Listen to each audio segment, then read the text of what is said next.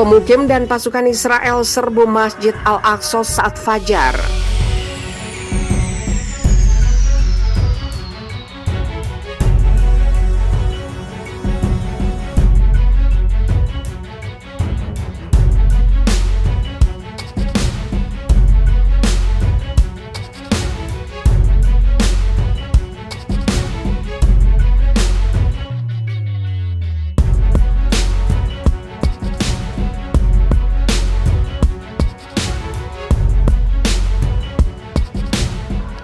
Puluhan pemukim menyerbu Masjid Al-Aqsa di Yerusalem Timur yang diduduki di bawah perlindungan tentara Israel pada Rabu dini hari, menurut laporan media lokal.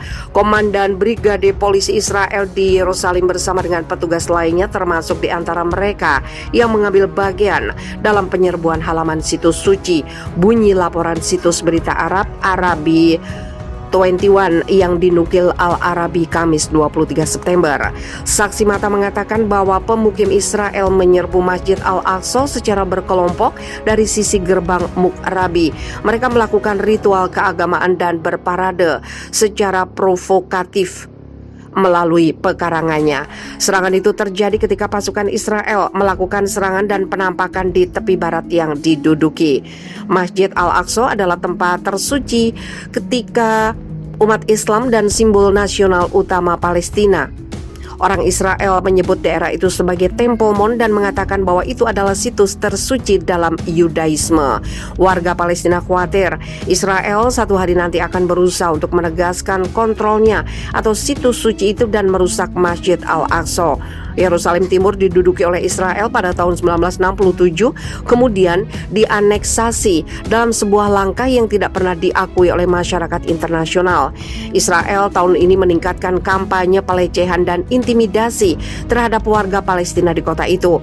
Mereka merebut rumah untuk diserahkan kepada pemukim, mencegah jamaah memasuki Masjid Al-Aqsa dan mengizinkan ekstremis berbaris melalui Yerusalem Timur dan menyerang warga Palestina.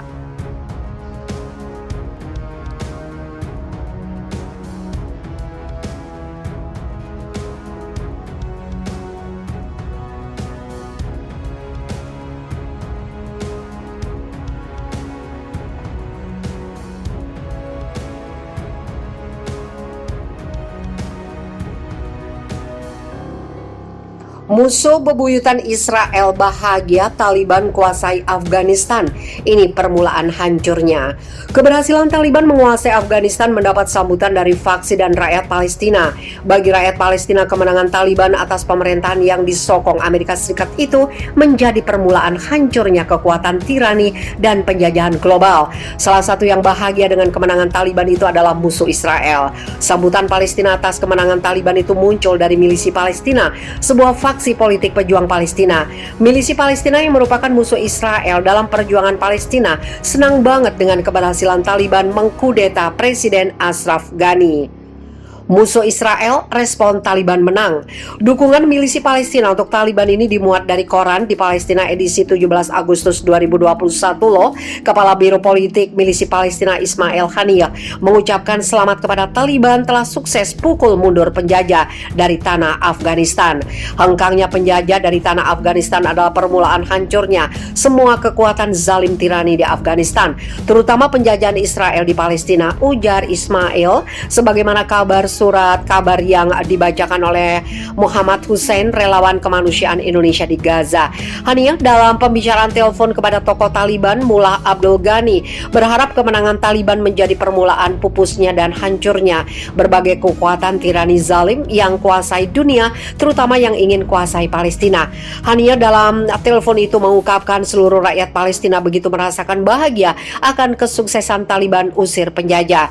Menurut tokoh milisi Palestina itu, seluruh Palestina senantiasa mengikuti perkembangan detik demi detik yang terjadi di Afghanistan. Dalam pembicaraan itu, Haniyeh berharap Afghanistan bisa segera kembali stabil dan tidak ada kekacauan, serta mengajak para pejabat politik dan media untuk menjaga ketertiban.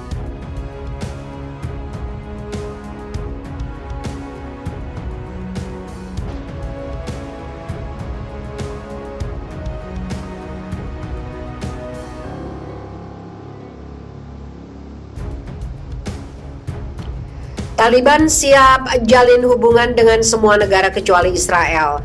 Juru bicara Taliban kemarin mengatakan kelompok yang menguasai Afghanistan ingin menjalin hubungan dengan semua negara, bahkan ingin bekerja sama dengan Amerika Serikat namun tidak dengan Israel.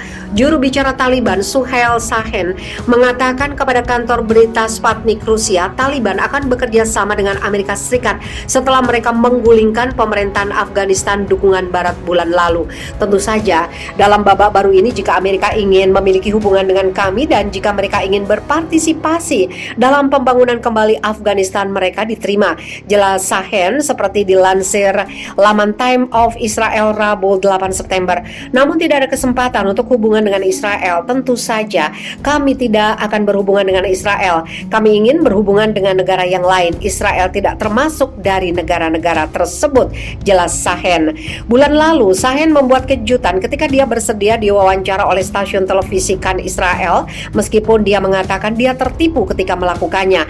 Shaheen yang telah memberikan wawancara dalam bahasa Inggris dari Qatar sejak Taliban mengambil alih Afghanistan mengatakan dia tidak tahu kalau dia berbicara dengan seseorang dari kantor berita Israel.